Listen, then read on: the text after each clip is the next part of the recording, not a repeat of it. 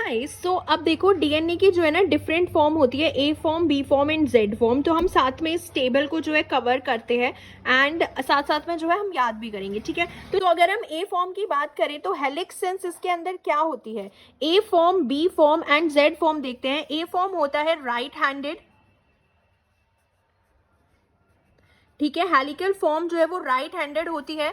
B form में जो है, बी फॉर्म में भी राइट हैंडेड ही होती है helical form, right right. And Z form क्या होता है, ये लेफ्ट हैंडेड होता है, ठीक है। सो ये याद हो गया कि जो हेलिकल सेंस होती है यानी कि जो हेलिकल होता है स्ट्रक्चर वो right handed and Z form में लेफ्ट हैंडेड होता है। उसके बाद अगर आप डायामीटर देखेंगे, ए फॉर्म का जो डायामीटर होता है वो होता है 23 एंगस्ट्रॉम, बी फॉर्म का डायमीटर होता है 20 एंगस्ट्रॉम एंड जेड फॉर्म का डायमीटर होता है 18 एंगस्ट्रॉम, ठीक है। ये हम डायमीटर जो है हमने यहाँ पे भी देखा था कि ये जो डीएनए का जो डायमीटर होता है, क्योंकि ये जो हमने फॉर्म पढ़ी है ना, ये बी फॉर्म पढ़ी है डीएनए की, ठीक है। बी फॉर्म हमने ये पढ़ी है एंड बी फॉर्म में जो डायमीटर होता है वो 20 एंगस्ट्रॉम होता है।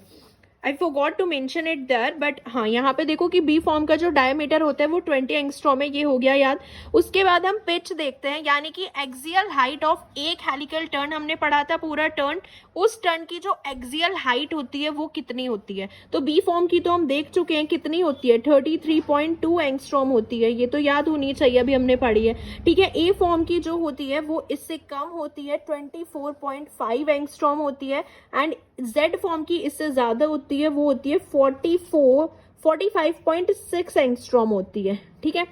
सो बेस पेयर और हेलिकल टर्न की अगर हम बात करते हैं, देखो ये तो था पिच, हमने देखा कि एक टर्न की कितनी हाइट है, एक्सियल हाइट कितनी है एक टर्न की। अब हमने देखा था कि एक जो बेस पेयर के बीच का डिस्टेंस होता है ना वो कितना होता है, बेस पेयर। इसमें पूछा हुआ है कि बेस पेयर एक टर्न में कितने बेस पेयर होते हैं। तो बी फॉर्म में तो हमने देख लिया था कितने थे हमारे पास, 10.4 angstrom, no sorry that is not angstrom, 10.4 base pair थे, ठीक है। बेस पेयर की अगर हम बात करें तो 10.4 बेस पेयर थे, बी फॉर्म में हमने देख रहे हैं, ठीक है। इसमें होते हैं ए फॉर्म में जो बेस पेयर होते हैं वो होते हैं 10.7 होते हैं एंड जेड फॉर्म में जो बेस पेयर होते हैं वो 12 बेस पेयर होते हैं, ठीक है। अब देखो ट्विस्ट एंगल और जो रोटेशन होता है पर बेस पेयर, ये हम देखते हैं कितना होता है, मतलब पर बेस पेयर कितना रोटेशन होता है। बी फॉर्म में जो रोटेशन होगा ट्विस्ट एंगल पर बेस पेयर वो होता है 34.3 डिग्री। रोटेशन जो होता है बी फॉर्म में 34.3 डिग्री होता है,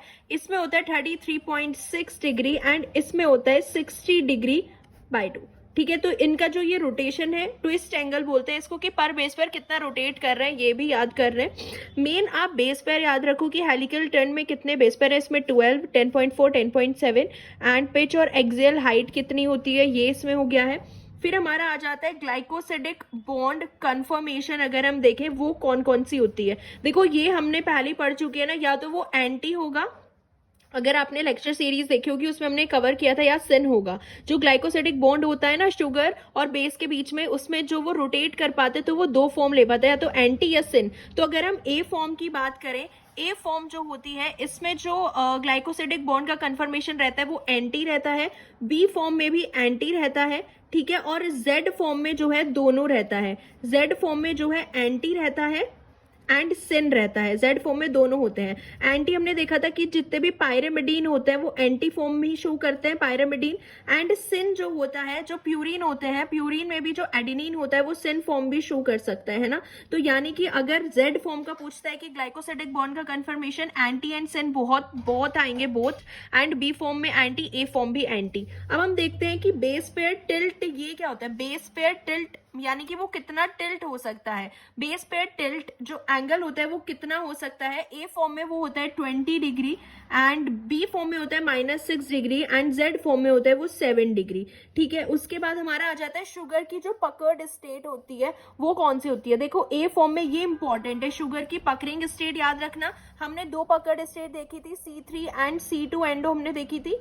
एंड ग्लाइकोसिडिक बॉन्ड कंफर्मेशन याद रखना, ये बहुत इंपॉर्टेंट है, anti anti and Z form में होता है एंटी एंड सिन। शुगर की जो पकरिंग स्टेट होती है ना वो इसमें होती है C3 एंडो ए फॉर्म में, एंड बी फॉर्म में होती है C2 एंडो, ठीक है। ये हम ऑलरेडी डिस्कस कर चुके हैं, C3 endo and C2 endo, ठीक है। एंड अगर हम इसकी बात करें, लास्ट वाले की अगर हम बात करें C2 एंडो, एंड इसमें जो है दोनों होती है, C2 एंडो भी होती है एंड C3 भी आपको मिल जाएगी।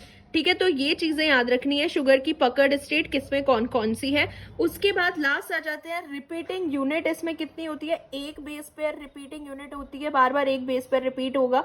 बी फॉर्म में भी एक बेस पेयर ही होता है repeating unit, and Z form में जो है दो बेस पेयर होती है रिपीटिंग यूनिट। अब देखो मेजर ग्रूव, मेजर ग्रूव अगर आपको याद रखने हैं तो ए फॉर्म में होता है। मेजर ग्रूव जो होते हैं वो नैरो एंड डीप होंगे। मेजर ग्रूव कैसे होंगे, narrow and deep A form में। बी फॉर्म में होते हैं वाइड एंड डीप होते हैं, बी फॉर्म में होते हैं wide and deep. And Z form में जो मेजर ग्रूव होते हैं वो एकदम फ्लैट होते हैं, होते ही नहीं है, फ्लैट होते हैं, मेजर ग्रूव नहीं होते हैं, जेड फॉर्म में फ्लैट होते हैं। और अगर आपको माइनर ग्रूव याद रखने हैं, सो माइनर ग्रूव जो होते हैं ए फॉर्म में होता है वाइड होते हैं, वाइड एंड शैलो। ठीक है, माइनर ग्रूव। एंड इसमें होते हैं नैरो एंड डीप।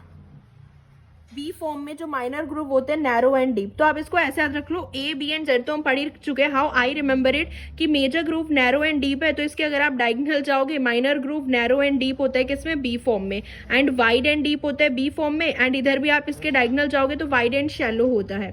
ठीक है, एंड ये हमारा क्या होता है, this is narrow and deep again, narrow and deep.